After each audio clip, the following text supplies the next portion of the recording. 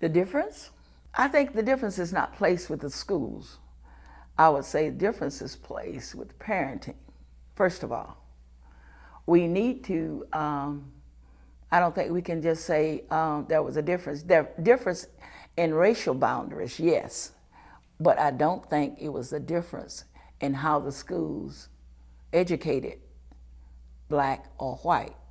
That's my personal opinion, but I don't really think it was a difference. I think the difference came with parenting of children. If you remember back then, a lot of kids worked until October, November.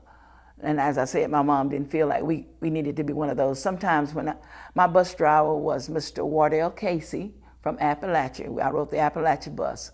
It came down through Bostwick into Madison. There were several days on that bus, it was just my sister and myself, until we got down to the line of Madison to pick up children, because everybody was in the fields. So the only difference I would say between the white and the black, they had to work more. And there were not anybody going to school as much. They missed a lot of days in school.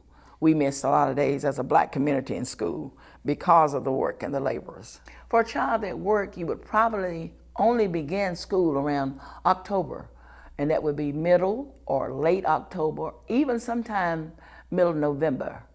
I would not see some of my classmates before probably 2 weeks before Christmas sometimes. That was how the work went. There were times when they were doing the peaches, then there were times when they were doing the cotton, then there was time when you had to get the fields ready. There were also times when you cut the barley. There were also wheat and all of that. So there were many, many days that the average family where I was living was not there before late October or middle November. Spring was pretty good because you only start the peaches in May, June, and July.